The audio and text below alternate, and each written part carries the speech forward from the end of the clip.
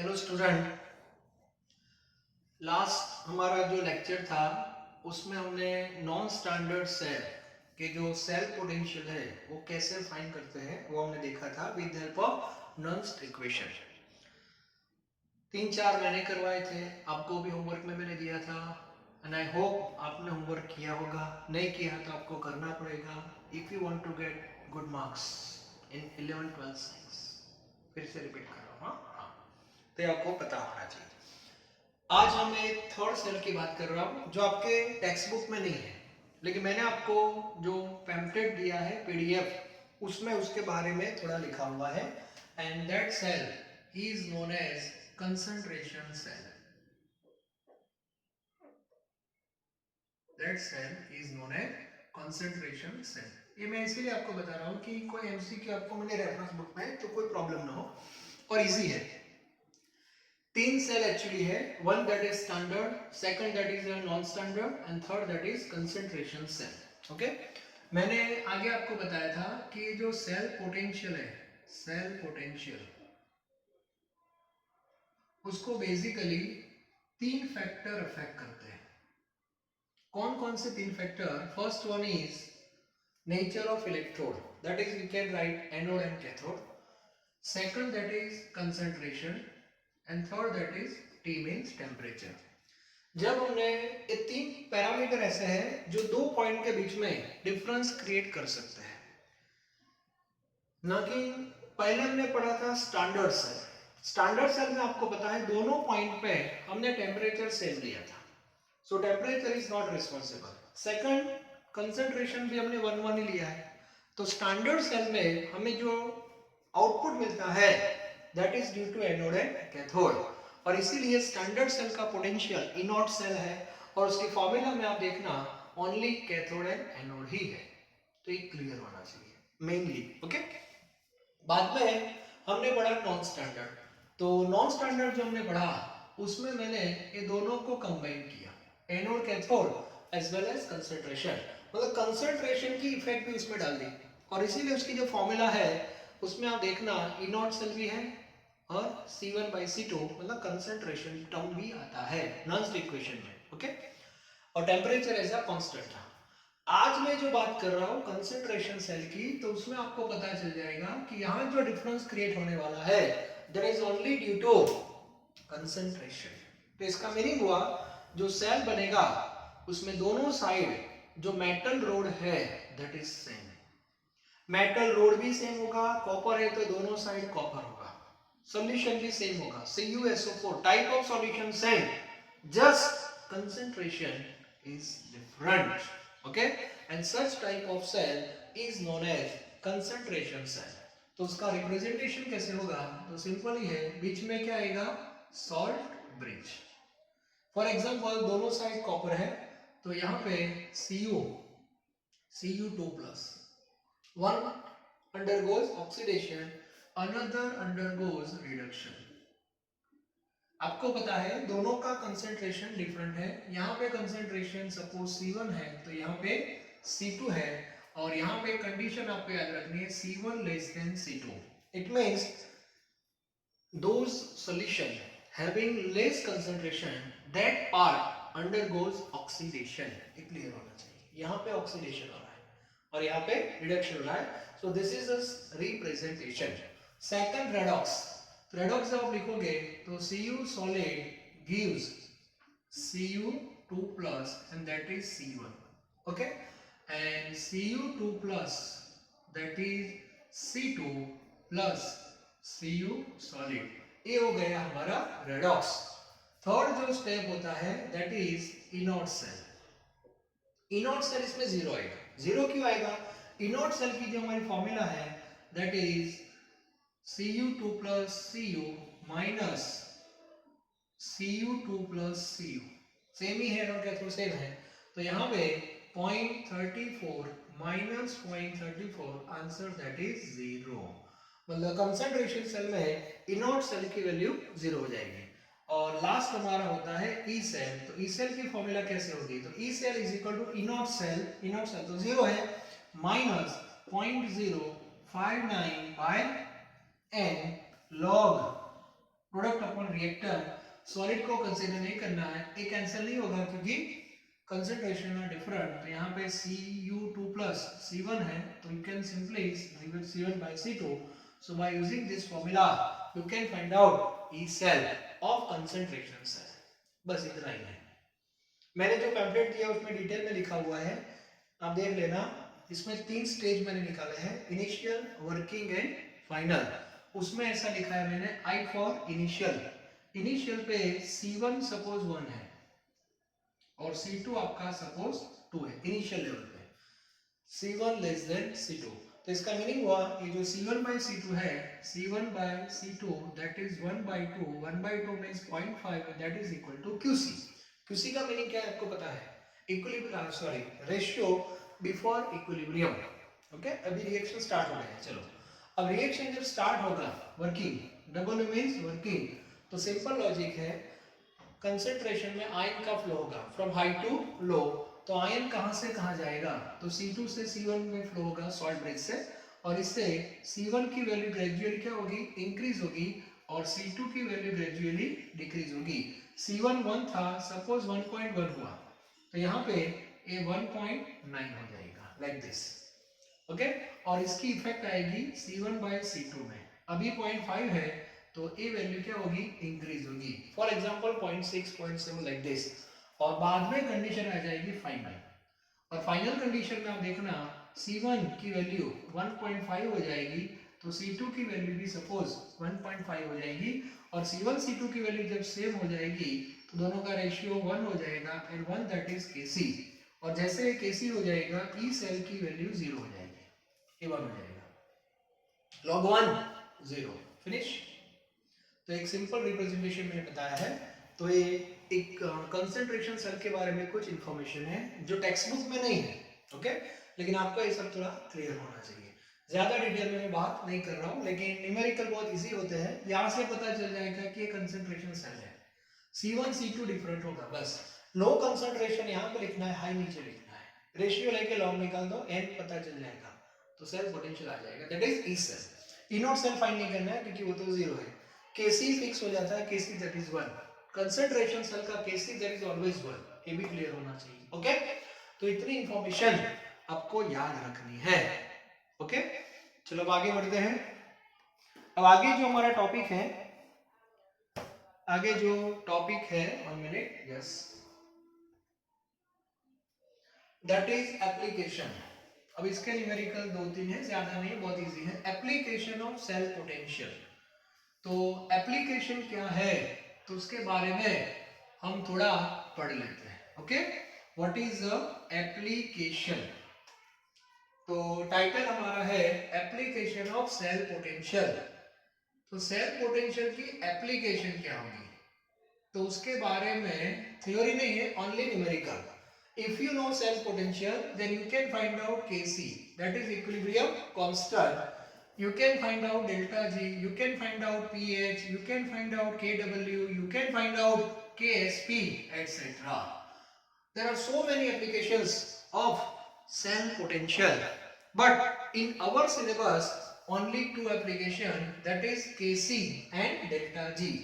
So cell potential आपको पता है तो आप Kc फाइंड कर सकते हो। Kc always greater than 1। हम नॉर्मली लिखते हैं कि Sp में delta G less than 0, Kc greater than 1, cell potential always positive. ये पूरा हमारा क्लियर है। ओके, अब तक हमने ये पार्ट डिस्कस किया है, सेल पोटेंशियल फाइंड किया था स्टैंडर्ड और नॉन स्टैंडर्ड का।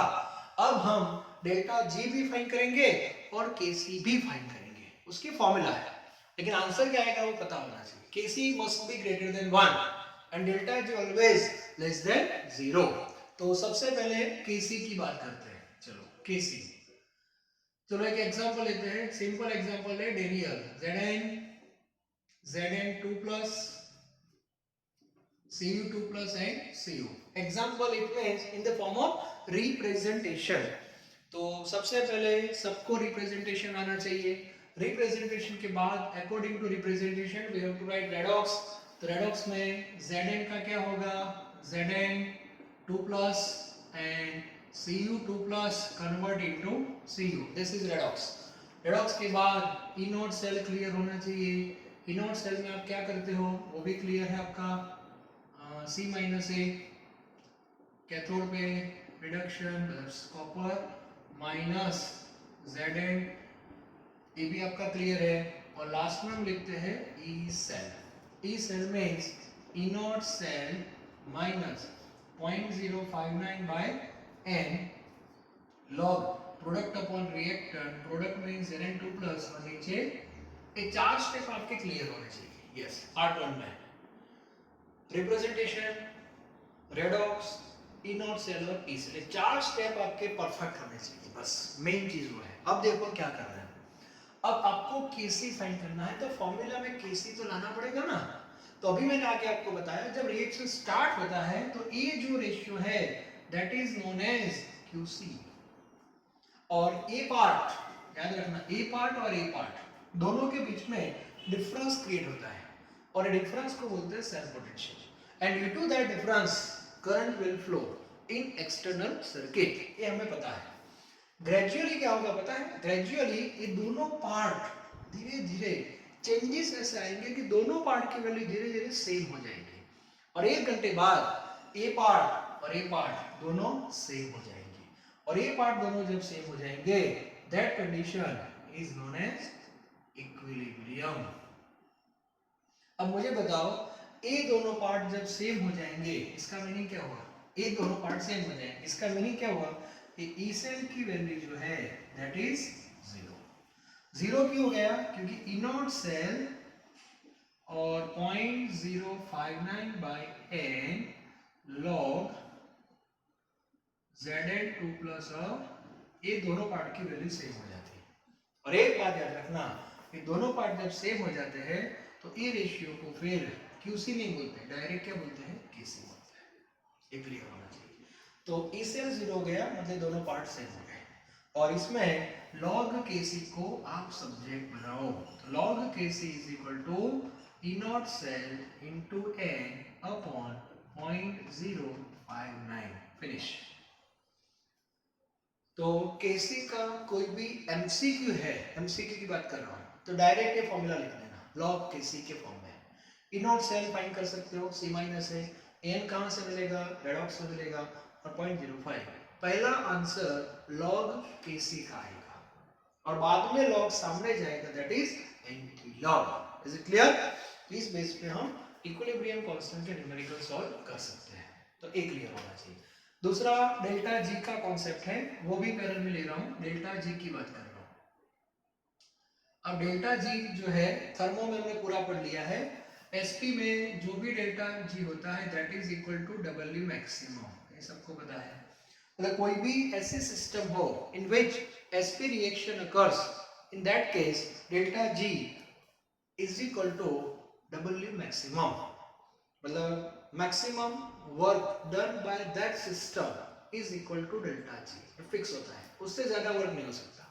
And we know in chemistry there are two types of work. One is electrical work and another one is that is a mechanical work. जो piston वाली जो system थी हमारी thermo में वो मैकेनिकल वर्क था. अभी हम बात करेंगे इलेक्ट्रिकल वर्क. तो फॉर्मूला तो फिक्स हो गई. Therefore delta G is equal to W electrical. ये पता है आपको. Okay. And this W electrical depends on cell potential okay with respect to this formula. ये formula minus NF E cell. दोनों को आप कंबाइन कर दो so we have delta G is equal to minus NF E cell. और standard form में लिखना है तो ऐसे हम लिख सकते हैं minus NF E naught cell. Clear. तो ये फॉर्मूला से हम डेल्टा जी फाइंड करेंगे और आप देखना डेल्टा जी का जो आंसर आएगा दैट इज ऑलवेज नेगेटिव. उसका रीजन है ये पॉजिटिव है. तो पॉजिटिव नेगेटिव क्या होगा, नेगेटिव ही होगा. और ये फॉर्मूला से आप देखना केसी का आंसर क्या आएगा ग्रेटर देन 1. ये क्लियर होना चाहिए.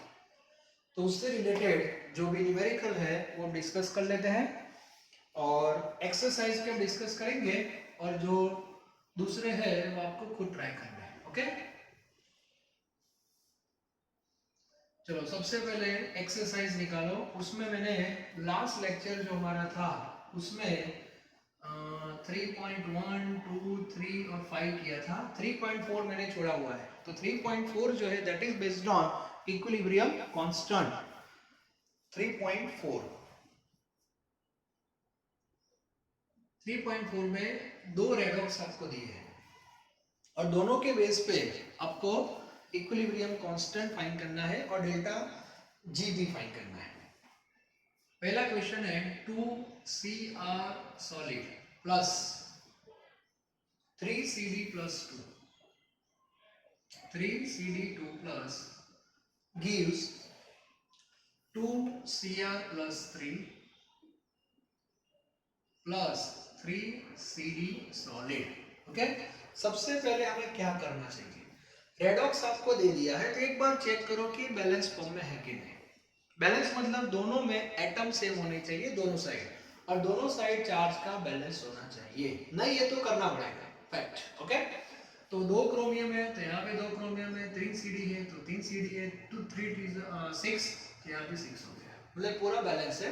अब बैलेंस है तो आपको एन ढूंढना पड़ेगा, N change in oxidation number. तो एक Cr का 0 होता है तो 2 Cr का 0 होगा, एक Cr का प्लस 3 है तो 2 का प्लस 6 हो जाएगा। मैं डायरेक्ट लिख रहा हूँ, हाँ तो 6 क्या हुआ इंक्रीज, यहाँ पे प्लस 6 और यहाँ पे 0, तो 6 क्या होगा डिक्रीज। इट मीन्स आपका n फिक्स हो गया दैट इज 6। तो आपको n कितना लेना है, 6 लेना है। उसके बाद हम क्या करेंगे, इनोट सेल फाइंड करेंगे। इनोट सेल में रिडक्शन पोटेंशियल का डिफरेंस, तो रिडक्शन किसका हो रहा है, कैडमियम का। तो पहले कैडमियम का reduction potential Cd2 plus Cd minus E not Cr3 plus Cr। Okay, तो टेक्स्ट बुक में क्रोमियम या Cd दोनों का रिडक्शन पोटेंशियल दिया नहीं है, तो आप नोट डाउन कर देना। कैडमियम का है -40 -0.4 सॉरी, और इसका है -0.74, और ये आंसर आएगा आपका 0.34 watt and that is E naught cell. और उसके बाद E cell is equal to E naught cell minus 0.059 by n log Cr plus 3 का स्क्वायर और Cd प्लस 2 का क्यूब, ये फॉर्मूला। अब हमें Kc फाइंड करना है तो आप अभी लिख देना कि इक्विलिब्रियम है at equilibrium E cell is equal to 0। Numerical है एग्जाम में तो मेथड दिखानी पड़ेगी। Okay, at equilibrium E cell is equal to 0, therefore एक गेट स्टेप ऐड कर रहा हूं मैं, E naught cell is equal to 0.059 by n log Kc, बस ऐसे लिख दो। Therefore log Kc is equal to E naught cell into n upon 0.059। Clear, E naught cell आपने फाइंड कर दिया है दैट इज 0.34, n आपको 6 लेना है और यहाँ पे 0.059। तो सबसे पहले जो आंसर आपका आने वाला है in terms of log Kc, और log Kc का आंसर, log Kc का जो आंसर है that is equal to 34.57। Therefore Kc is equal to anti log 34.57। Anti log के रूल आपको पता है, एंटी लॉग पॉइंट के बाद देखते हैं। सो 0.57 का एंटी लॉग 0.57 का 0 है तो 3715 ऐसा कुछ आएगा, चेक कर लेना 3715। सेकंड स्टेप था point and into 10 to the power 34 and we know Kc always greater than 1। बस सिंपल है। ओके, और डेल्टा जी फाइंड करना है तो delta G is equal to minus NF E cell. Okay, तो n क्या हो गया 6, Faraday's constant 96500, E naught cell 0.34, delta G का आंसर जूल में आएगा। ये फॉर्मूला से आंसर जूल में आता है 196860, 196860, that is in terms of joule. ये क्लियर होना चाहिए। डेल्टा जी की दूसरी फॉर्मूला भी है, delta G is equal to -2.303 RT log Kc। Work हमने सब किया है, उसमें आर की वैल्यू जूल में आप लेना 8.314, टेम्परेचर 298 और केसी की वैल्यू आ गई है, तो इसका लॉग देखना पड़ेगा। लॉग के रूल पता है, पहले 34 लिख दो, बाद में लॉग देख लेना। ओके, तो ये मेथड है। तो बहुत सिंपल क्वेश्चंस है, तो आपको खुद ऐसे क्वेश्चन ट्राई करना है। तो होमवर्क में दे रहा हूँ, सेकंड जो है वो आपके लिए होमवर्क में रहेगा। ओके, सेकंड जो उसमें टेक्स्ट बुक आपके पास है, देख लो, Fe 2+ है और 2+ जा रहा है 3+ में, 2+ का 3+ है, मतलब चेंज आएगा 1 का, और Ag + 1 से 0 हो रहा है, तो दोनों में ऑक्सीडेशन नंबर का चेंज सेम है, दैट इज 1, तो वो आपका हो जाएगा n। इसमें गलती n में ही हो सकती है, n, इसीलिए 11 का रेडॉक्स आपका परफेक्ट होना चाहिए। ओके, सो n = 1 क्लियर होना चाहिए, जिसका रिडक्शन हो रहा है उसका रिडक्शन पोटेंशियल हाई होगा, तो Ag का ज्यादा है, Fe 3+ से 2+ का कम होगा, और उससे आप E0 सेल फाइंड कर सकते हो। बाद में delta G minus NF, E0 cell find कर दो, n = 1 लेना, log Kc ले लेना इस फॉर्मूला से, तो Kc आपका हो जाएगा। ठीक है, तो ये 2 क्वेश्चन है। इसके बाद एक क्वेश्चन है, होमवर्क में दे रहा हूँ, 3.5 तो मैंने करवा दिया, 3.6 में भी आपको एक रेडॉक्स दिया है, और वो जो रेडॉक्स है उस वो बटन सेल होता है ना, उसका रेडॉक्स है, तो उसका भी n आप देख लेना, n उसमें क्या लेना है, तो वो भी आपके लिए इंपॉर्टेंट क्वेश्चन रहेगा। n आप क्या लोगे? ओके, इसमें है नहीं मेरे पास न्यूमेरिकल, लेकिन उसका भी n आपको पता होना चाहिए, 2a या 3 ले सकते हो। और एक आपको सॉल्व करना है इलस्ट्रेशन, होमवर्क में और दे रहा हूं मैं, इलस्ट्रेशन में आपको बता रहा हूं कौन सा करना है। इन शॉर्ट हमारा पार्ट 1 आज कंप्लीट हो रहा है। ओके, ये 3.6 है ना, उसका n2 है, याद रखना, n2 लेना है। इसके बाद एक्सरसाइज के सारे न्यूमेरिकल हो गए पार्ट 1 के, अब आपको एक्स्ट्रा में इलस्ट्रेशन 3.2 और एक 3.3, इसमें आपको Kc फाइंड करना है, उसमें आपको डेल्टा जी फाइंड करना है। क्लियर? तो ये 2, और इंडेक्स में मैंने 2 आपको बता दिए थे, 3.4 3.5, आपको एक और सॉल्व करना है 3.6, उसमें Kc भी फाइंड करना है और डेल्टा जी भी फाइंड करना है।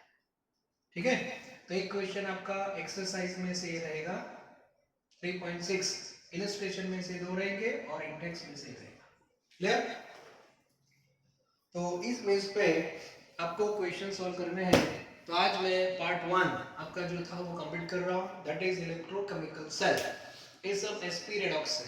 sp रेडॉक्स में E cell, E0 cell positive होता है, उसके न्यूमेरिकल देख लिए हमने, Kc > 1 होता है, वो भी चेक कर लिया, डेल्टा जी नेगेटिव होता है, वो भी चेक कर लिया, और ये बैटरी आपको करंट दे रही है, ये सेल आपको करंट दे रहा है।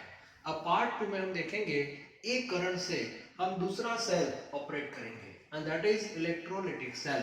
अब वो सेल में भी रेडॉक्स होगा, लेकिन वो sp नहीं होगा, वो नॉन sp होगा, और उसका पर्पस, वहां जो रेडॉक्स होने वाला है उसका पर्पस है to get product. Yes, to get product, तो उस बेस पे हम पढ़ने वाले हैं, दैट इज पार्ट 2।